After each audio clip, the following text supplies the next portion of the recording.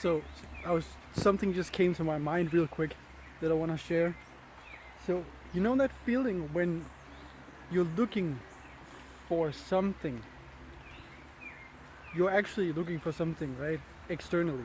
You're looking for something. And you know how it's always much easier to look outside for it. And then it turns out to be right in front of your eyes, right? So say like one of those times where you're looking for your keys and they are like right in your pocket. And the older I get, the more it seems like this has happened to me like 600,000 times.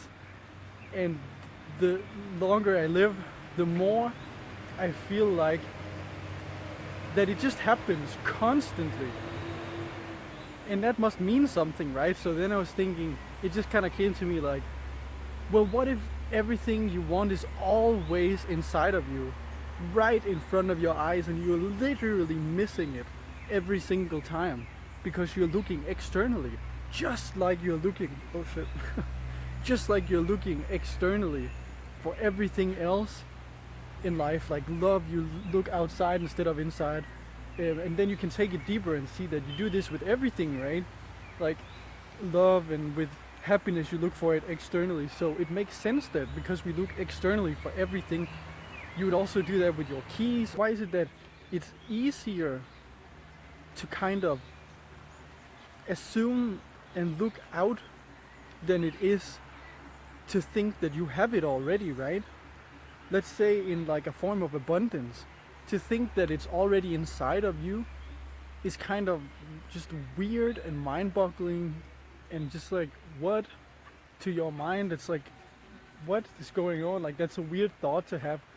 But to look for something outside isn't weird, because in your day-to-day existence, if you want food, you look to the fridge. If you want, a coconut, you look to the coconut tree. If you want, depending on where you are, if you want to breathe fresh air, you go outside. So it's just, we are so interwoven into this like physical existence that we always are so used to everything being outside. But it just kind of came to me that, what if it's just like easier for us to look, like right now I got distracted because there's a hummingbird. You just lose your focus and you're like looking outside for something that's happening, because there's just always constantly something happening here. But staying, like thinking that you would have access to some kind of form of abundance inside of yourself, it's just a different story. Like the key to your own heart would obviously be in, where else would it be than inside of you? So, but you're not really being rational most of the time. You're just thinking for some reason, because of this indoctrination, you just kind of trained to go externally. So yeah, I just kind of thought that was kind of funny, and it just kind of came to me when I was sitting eating my food. It just like, why is it that we do that all the time, like literally all the time, whether it be small things or big things? It's always like they must be out there, right? Like the thing that I'm looking for, it could be anything, but the thing that I'm looking for, it must be over there. It certainly cannot be right in front of me. And I think the reason why it happens, I'm trying to figure out why it happens, but I think that it happens because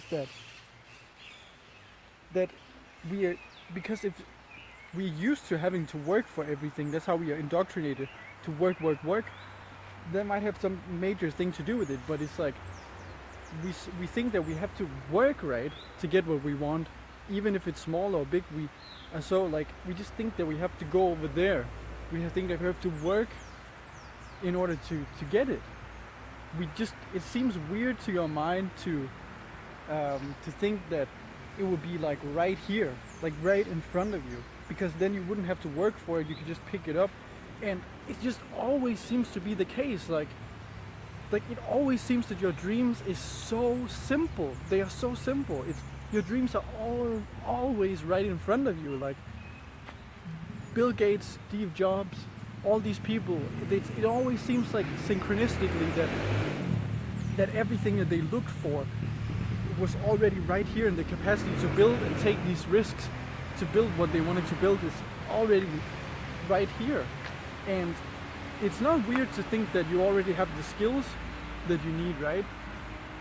And the more I journey into this life, the more I experience that things are like right in front of me, and I have the resources and the mindset. If I want to, if I'm willing to, I have everything right. Everything is right where you need it. You don't need to go anywhere. You don't need to travel across the whole world to get anything. But sometimes you do if you want to travel the world, but even if you travel the world, the things that you want to do are not as distant as you think they are. Fear makes it seem like things are distant, but you can do anything. You can do anything you want to. You can do anything, literally. But you have to realize, I think, is what I'm realizing, that you have to realize, I'm sharing it with you as I am discovering it more and more, that you have to you don't have to run for it. You have to go for it and you have to execute it. But you don't have to go over there outside of yourself, because outside of yourself you're not going to find the right resources to execute what it is that you want to execute. If you want to execute something, you have to do it now. But the way you start by doing it is just by taking the resource. Like, you have the skills, but the skills are inside of you. You have the capacity, but the capacity is inside of you. If you want to start doing something, you have to take the first step. And if you take the first step, your feet is attached to you. Like, literally, your legs are you. Right here in front of you, you have your legs.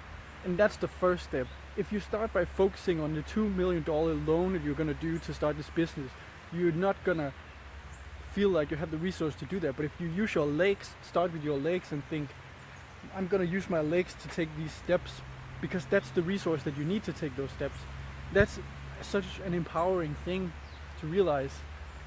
And realizing that, okay, take a more advanced example, you need bus money to go somewhere.